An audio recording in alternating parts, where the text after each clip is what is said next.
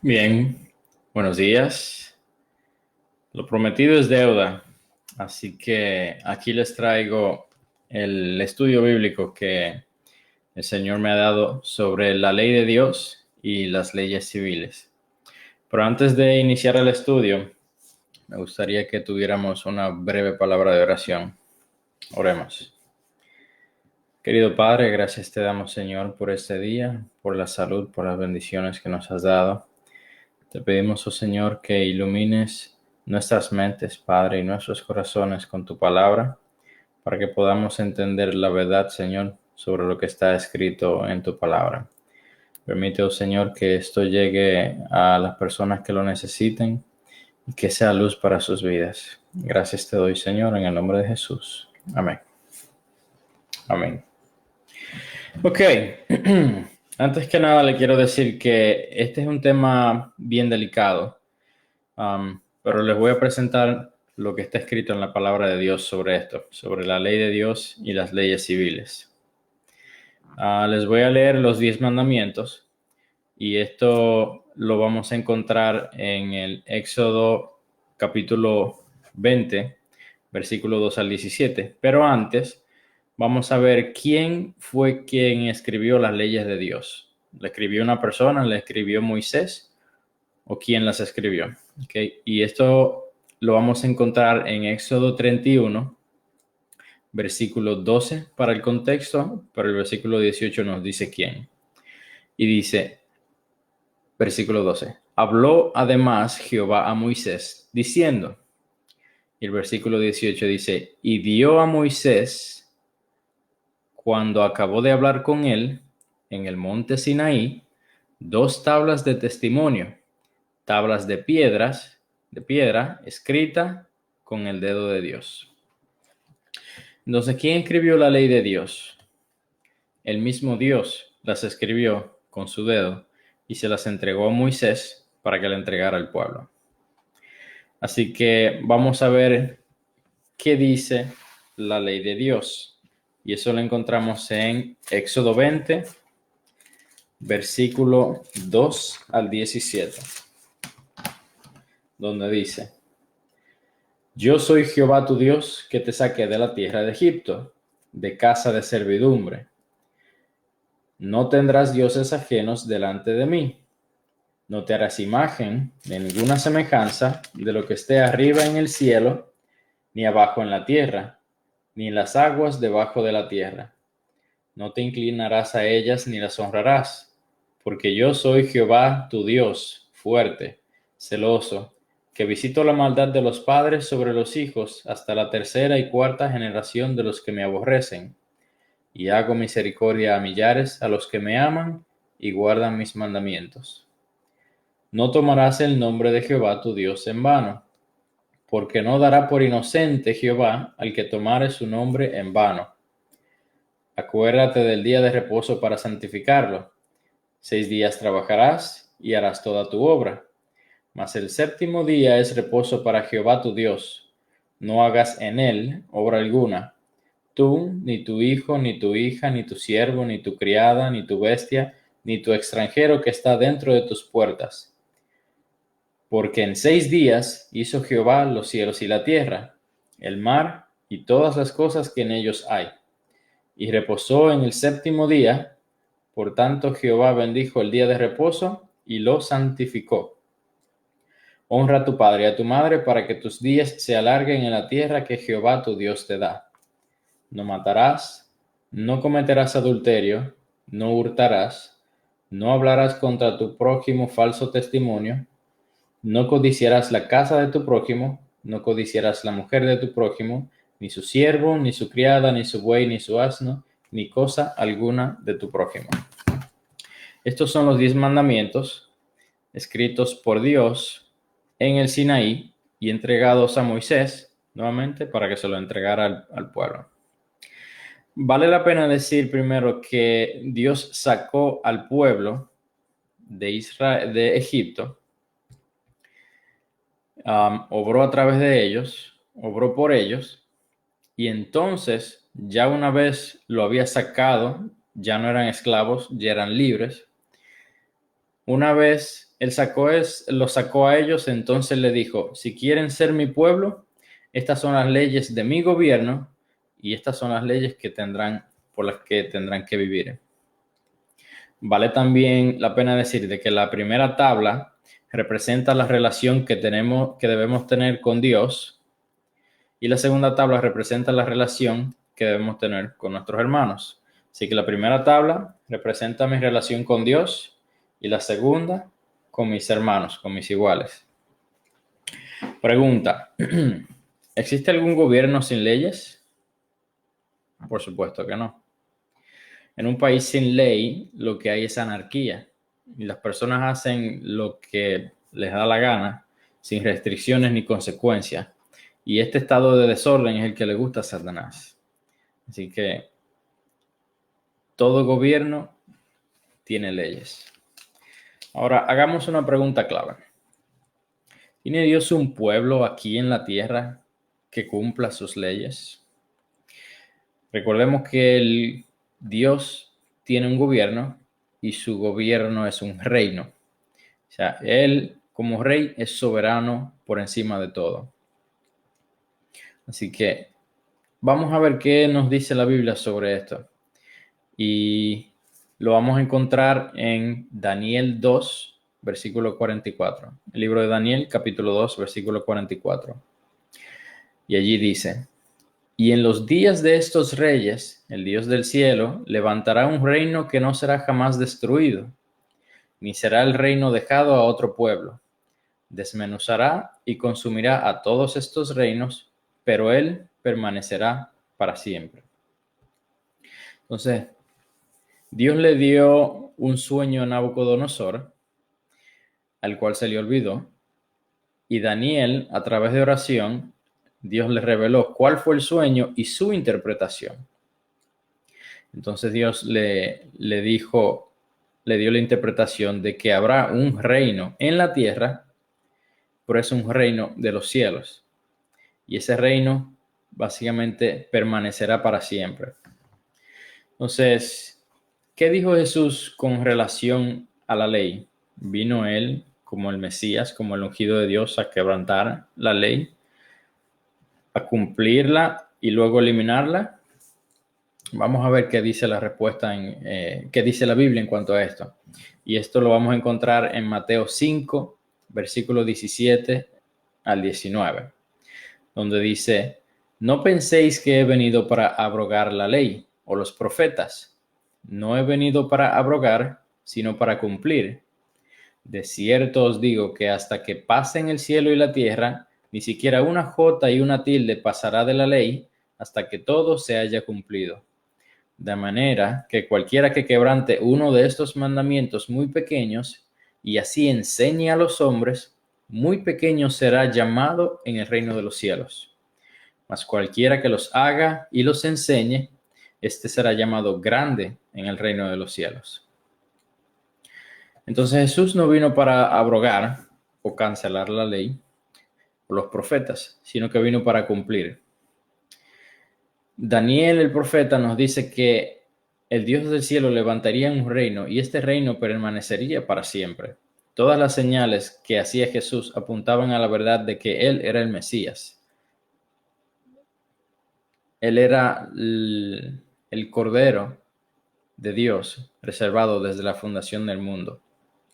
Y en la vida de Jesús se cumplieron más de 300 profecías escritas sobre este Mesías y Él las cumplió todas. Cumplió más de 300, pero se dicen 300, en realidad fueron mucho más.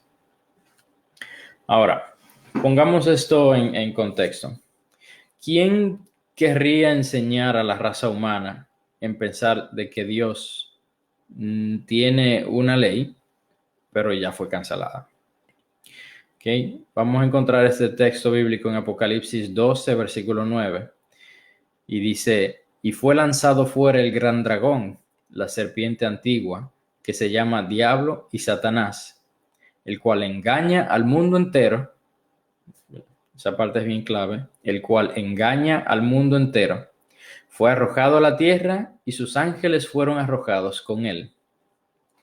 En Juan 8:12 Jesús nos dice también: yo soy la luz del mundo.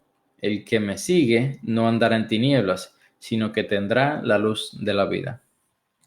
Entonces tenemos este contraste aquí, que Satanás es quien engaña al mundo y Jesús es quien da la luz, quien revela todo. En la luz todo se ve, y en la oscuridad no se ve nada. Obviamente Jesús vino para revelarnos, mostrarnos la verdad, y Satanás quiere mantenernos en tinieblas, en engaño. Entonces, Satanás y sus ángeles son quienes quieren engañar a todo el mundo y lo han engañado a través de sus artimañas. Y nuevamente, Jesús es quien trae la luz y despeja la oscuridad de la mente y de nuestras vidas. ¿Dónde encontramos cuál es la luz de este mundo? En Salmos 119, versículo 105, nos dice: lámpara es a mis pies tu palabra y lumbrera a mi camino. También en Mateo 5, versículo 39, Jesús dice: escudriñad las Escrituras, porque a vosotros os parece que en ellas tenéis la vida eterna, y ellas son las que dan testimonio de mí. Entonces, debemos de entender que el estudiar la Biblia no es porque creemos que la salvación está en la Biblia. Somos salvos a través de lo que está escrito. No. Somos salvos a través de nuestra relación con Jesús, porque la palabra da testimonio de Él.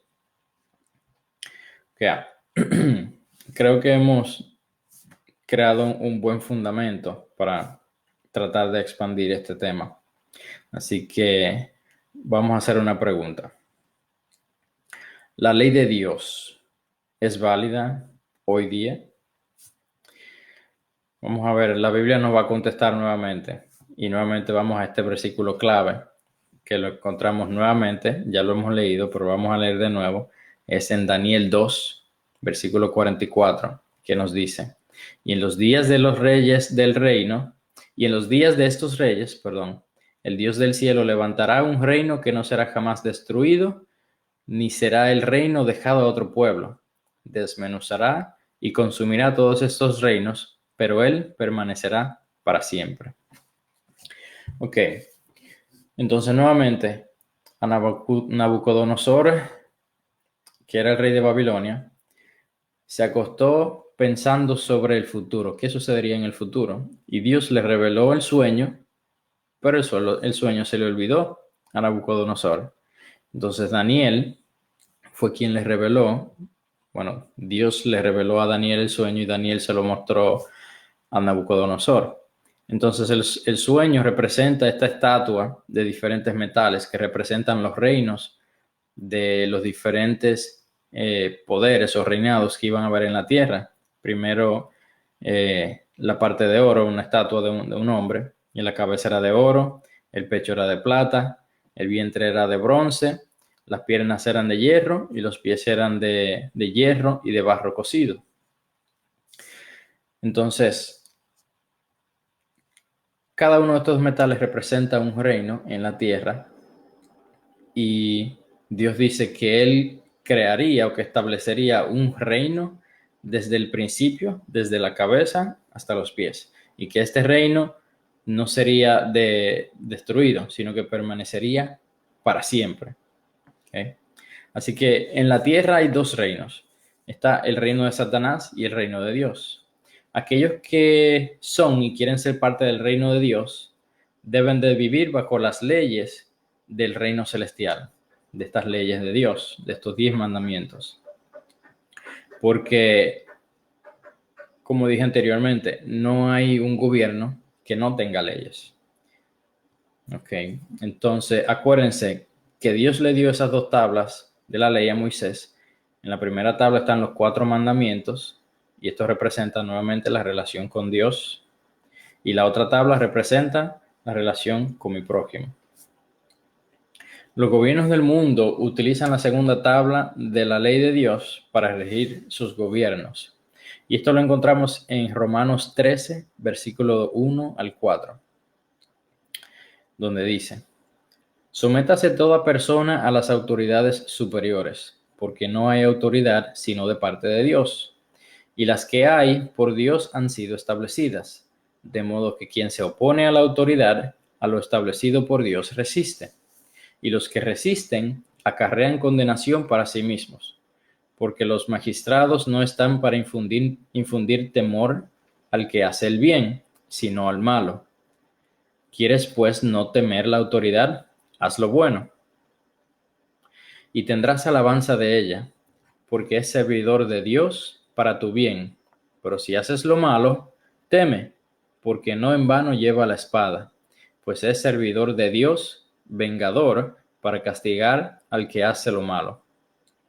El versículo 9 especifica de que su autoridad proviene de la segunda tabla de los 10 mandamientos, donde dice, y hablamos de Romanos 13, ahora versículo 9, porque no adulterarás, no matarás, no hurtarás, no dirás falso testimonio, no codiciarás, y cualquier otro mandamiento en esta sentencia se resume: amarás a tu prójimo como a ti mismo.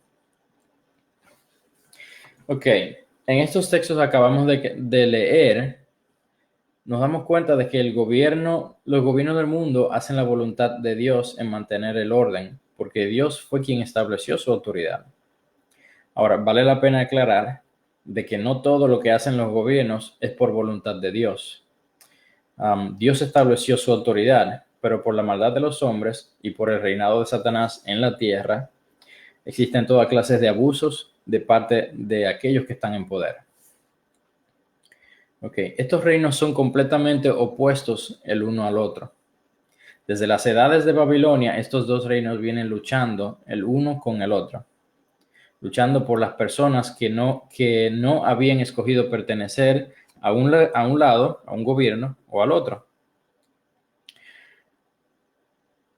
Pero hoy en día el tiempo es corto y la decisión de cada persona hoy en día tiene consecuencias eternas. Así que a través de lo que hemos visto ahora, hemos visto claramente que la fuente de autoridad de los gobiernos es de la segunda tabla de la ley de Dios. ¿Okay? Así que repasemos qué dice en esta tabla. El mandamiento número 5 dice: honra a tu padre y a tu madre para que tus días se alarguen en la tierra que Jehová tu Dios te da. Mandamiento 6, no matarás. 7, no cometerás adulterio. 8, no hurtarás. 9, no hablarás contra tu prójimo falso testimonio. Número 10, no codiciarás la casa de tu prójimo. No codiciarás la mujer de tu prójimo, ni su siervo, ni su criada, ni su buey, ni su asno, ni cosa alguna de su prójimo. Aunque no creo que haya una ley sobre el quinto mandamiento, al menos de donde yo vengo, se mira de manera mala si cuando ya tus padres son personas mayores envejecientes, normalmente ellos van a vivir con los hijos. Se ve de mala manera que los padres se queden viviendo solos en su vejez, ya cuando son débiles y pueden hacer muy pocas cosas. Así que no creo que exista una ley en cuanto a esto, pero se ve de mala manera cuando alguien básicamente no ayuda a su padre. El padre fue quien te crió. Así que continuando con el sexto mandamiento, dice: no matarás. Habrán leyes en cuanto al matar. No hurtarás. Habrán leyes contra los que son ladrones. No hablarás contra tu prójimo falso testimonio. Especialmente este es bien controversial porque en una corte de justicia, si se demuestra que se mintió o que mentiste, una persona mintió, incluso por eso te pueden llevar a la cárcel. Y no hablarás contra tu prójimo falso testimonio, básicamente no dirás mentira, lo acabamos de decir, y el no codiciar la casa de tu prójimo, ni tu mujer, ni su mujer, etc. Aunque quizá no hayan leyes con relación a la avaricia o a la maldad del corazón de las personas, esto nos lleva a entender la condición. Y si la codicia la lleva al acto, pues básicamente está robando y está cometiendo adulterio, etc. ¿Ok? Entonces, aunque en Romanos 13 nos indica que los poderes gubernamentales tienen autoridad para hacer cumplir la segunda tabla de la ley de Dios, no tiene ninguna autoridad sobre la primera parte de la tabla, porque esta tiene que ver con mi relación con Dios personalmente. Ningún gobierno del mundo me puede decir en qué Dios debo creer. Tampoco me pueden decir que no puedo tener imágenes de otros dioses y de no tomar su nombre en vano, ni tampoco en qué día debo reposar. Todas estas cosas están fuera de la autoridad del gobierno, y solo mi Dios, el creador de los cielos y la tierra, es quien tiene autoridad sobre esta porción de su ley. Ni siquiera la iglesia, quien representa el reino celestial aquí en la tierra, tiene potestad sobre la ley de Dios. ¿Por qué? Dios le llama a la iglesia su cuerpo y a Jesús la cabeza. En Efesios 5:23 nos dice, porque el marido es cabeza de la mujer, así como Cristo es cabeza de la iglesia, la cual es su cuerpo y él su salvador. Entonces, pregunta, ¿qué domina el cuerpo? ¿La cabeza o el cuerpo? Cuando uno mueve el brazo, por ejemplo, es el brazo que decide moverse y entonces este le manda un mandato al cerebro, o tiene el brazo autoridad por sí mismo. Obviamente, quien domina el cuerpo es la cabeza. Y con esta analogía podemos entender de que la cabeza, siendo Cristo Jesús, es quien domina al cuerpo o a la iglesia, que es el gobierno de Dios en la tierra. Ok. Hay un concepto llamado el sacerdocio del creyente. Y esto no significa que cada creyente ofrece sacrificios a Dios, no. Pero sí ejemplifica el hecho de que en el antiguo Israel solo el sumo sacerdote podía entrar ante la presencia de Dios una vez al año y limpiar el templo de todos los pecados que se habían acumulado a través del sacrificio diario. El sacerdocio del creyente, ahora que Cristo Jesús es nuestro sumo sacerdote y el único intercesor entre Dios y el hombre, yo como creyente puedo ir directamente a Dios. O sea, ahora que yo soy parte de Jesús, de su cuerpo, esa separación que había entre Dios y el hombre ya no existe. A nosotros confesar abiertamente que somos cristianos, pertenecemos ahora a ese cuerpo eclesiástico, a la iglesia espiritual de Jesús.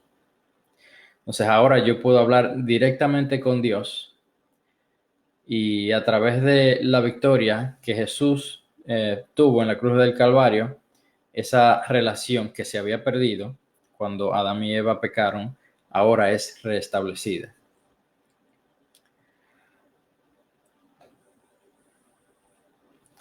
Entonces, a través de la oración y del estudio de la palabra, el Espíritu Santo, quien es el único representante o vicario autorizado por Jesús, que está con nosotros, es el que nos puede guiar y enseñar cuáles son las cosas que debemos cambiar o mejorar en nuestras vidas. En Juan capítulo 16, versículos 7 al 15, nos dice, pero yo os digo la verdad, os conviene que yo me vaya. Ya esto fue después de Jesús resucitado. Porque yo os digo la verdad, os conviene que me vaya, porque si no me fuera, el Consolador no vendría a vosotros, mas si me fuere, os lo enviaré, y cuando Él venga, convencerá al mundo de pecado, de justicia y de juicio. De pecado por cuanto no creen en mí, no creen en Jesús, de justicia por cuanto va al Padre, y no me veréis más, y de juicio por cuanto el príncipe de este mundo ha sido ya juzgado. Está hablando de Satanás aquí. Aunque tengo muchas cosas que deciros, pero ahora no las podéis sobrellevar. Pero cuando venga el Espíritu de verdad, Él os guiará a toda la verdad, porque no hablará por su propia cuenta, sino que hablará todo lo que oyere, y os hará saber las cosas que habrán de venir. Él me glorificará, porque tomará de lo mío y os lo hará saber. Todo lo que tiene el Padre es mío. Por eso dije que tomará de lo mío y os lo hará saber. Entonces somos un cuerpo creyente y aunque hay orden dentro de la iglesia, por ejemplo, pastores, diáconos, diaconisas, ancianos, todo esto es para tener orden dentro de la iglesia. Pero cuando se trata de enseñanzas y de creencias, yo puedo ir directamente a Dios y a su palabra. Los ancianos pueden asistirme y guiarme en el estudio de la palabra de Dios, pero si estoy convencido de algún principio especial, porque a través del estudio y en oración he llegado a conclusiones especiales, ningún miembro de la iglesia, ya sea pastor, ya sea anciano, ya sea diácono, ninguno tiene poder o autoridad para decirme que yo no debo creer en eso. Por supuesto, si estoy dentro de los principios cristianos. Aquellos que tienen más tiempo me pueden, en la cristiandad, me pueden guiar, me pueden enseñar y mostrar y aclarar alguna duda que yo tenga. Pero nuevamente, si estoy bajo los principios cristianos y a través del estudio de la palabra y en oración llego a alguna conclusión especial, pues no existe autoridad en la tierra que me pueda decir que yo debo de cambiar. Básicamente, yo conectado a la cabeza, recibo mis órdenes y entonces yo en base a ellas actúo. Ok, entonces tenemos un principio aquí de que somos seres independientes y libres, incluso de Dios. Y esto lo encontramos en Deuteronomio 30, versículo 19. Dice, a los cielos y a la tierra llamo por testigos hoy contra vosotros, que os he puesto delante la vida y la muerte, la bendición y la maldición. Escoge pues la vida para que vivas tú y tu descendencia. Obviamente Dios nos da libertad para escoger. Ni siquiera Dios, quien es soberano sobre todo, sobre los cielos y la tierra, ni siquiera Él nos obliga a que creamos en Él o que lo obedezcamos. Pero nos da la opción. Nos dice, te estoy presentando la vida o la muerte. Y te dice, escoge la vida, porque obviamente es la mejor de las opciones. En 1 Corintios 8, versículo 3, nos dice de cómo podemos llegar a ser conocidos por Dios. Y allí dice en 1 Corintios capítulo 8, versículo 3, dice, pero si alguno ama a Dios, es conocido por Él. O sea, aquel que ama a Dios es conocido por Él. Aquel que ama a Dios es quien es parte de la iglesia. Hay muchos a través del mundo que ni siquiera conocen el mensaje adventista, pero aman a Dios. Y Dios los ve a ellos y los reconoce como parte de su iglesia. Entonces, Él quiere atraerlos a su iglesia para que ellos sean parte de su reino físico en la tierra, para que entonces puedan ser parte de su reino celestial en el cielo. También en Juan 2, capítulo 1 de Juan, capítulo 2, versículo 3 al 5, nos dice, y en esto sabemos que nosotros le conocemos, si guardamos sus mandamientos. El que dice, yo le conozco y no guarda sus mandamientos, el tal es mentiroso, y la verdad no está en él. Pero el que guarda su palabra, en este verdaderamente el amor de Dios se ha perfeccionado. Por esto sabemos que estamos en Él. Entonces la salvación es a través de Cristo Jesús. Y el crear una relación con Él toma tiempo. Aquellas personas que están casadas, que tienen una relación, obviamente saben de que llegaron a amar a una persona porque pasaron tiempo con ella. Si tú no pasas tiempo con esa persona, no lo vas a conocer, no vas a conocer su carácter, no vas a conocer lo que le gusta, lo que no le gusta. Entonces, no te puedes enamorar de esa persona o amarlo si no lo conoces. A través de pasar tiempo con esa persona es como puedes llegar a conocerla. De la misma manera con Dios. Tienes que pasar tiempo, primero que nada, estudiando su palabra. hablando con Él. La oración es simplemente hablar con Dios. Es, como dicen, es abrirle tu corazón a Dios. Normalmente uno le abre su corazón a un mejor amigo y han habido ocasiones que esa persona le, le confiesa las cosas que uno le abre su corazón y les dice. Entonces, quebrantan, por decirlo así, esa confianza. Pero con Dios es diferente. Dios te escucha y no te juzga. Él quiere que cambies, que mejores, pero no te juzga.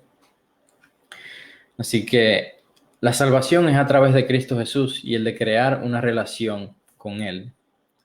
Sacar tiempo para leer y estudiar su palabra y a través de la oración te llevará, a través de conocer más a Jesús, te llevará a la consecuencia de guardar sus mandamientos, porque son los mandamientos de Él, y al tú conocerlo y amarlo, querrás actuar de la manera apropiada para agradarle a Él. Y esto no nos lleva a que por guardar los mandamientos seremos salvos, sino que seremos salvos a través de la relación con Él. La relación con Él nos llevará a la consecuencia de guardar sus mandamientos. Ok, familia. Les voy a traer una palabra profética, no que yo sea profeta, sino que ya está escrito. Ya un profeta lo dijo y está escrito. Dentro de poco, los gobiernos del mundo tomarán decisiones que irán en contra de estos principios que hemos estado estudiando. A través de la confusión, guiarán al mundo a que vayan en contra de su conciencia e incluso llegarán a obligar a que las personas descansen en un día especial, no autorizado por Dios, y le rindan homenaje a alguien que no es Dios, quebrantando la primera tabla de sus mandamientos. Sin embargo, habrá un pueblo que guardará los mandamientos de Dios, obviamente de acuerdo a la relación que esas personas, que ese reino, las personas básicamente son quienes componen un reino. Y este pasaje de quiénes serán aquellos lo encontramos en Apocalipsis capítulo 12, versículo 17, donde nos dice: entonces el dragón se llenó de ira contra la mujer y se fue a hacer guerra contra el resto de la descendencia de ella, los que guardan los mandamientos de Dios y tienen el testimonio de Jesús. Entonces, el dragón obviamente es Satanás, la mujer es la iglesia espiritual, la iglesia de Dios. Y el dragón hará guerra contra este reino, contra la descendencia de ella, quienes guardan los mandamientos de Dios y tienen el testimonio de Cristo Jesús. Así que el tiempo es corto y les digo de que es tiempo de que escuches la voz del Espíritu Santo, quien te quiere guiar a toda verdad, te quiere guiar a la palabra de Dios, a la revelación inspirada de Cristo Jesús, y te quiere guiar a que guardes sus mandamientos, no porque seremos salvos por ellos, sino que a través de la relación que tengamos con Jesús, llegaremos a guardar esos mandamientos. Así que este fue un breve estudio. Espero que les haya gustado. No soy profesional, simplemente soy un creyente que ha decidido hacer estos estudios y a través del Espíritu Santo siento que me guió a hacer este estudio. Así que si te ha gustado, si te ha sido de bendición, te pido que lo compartas para que sea de bendición para otros. Dios lo bendiga.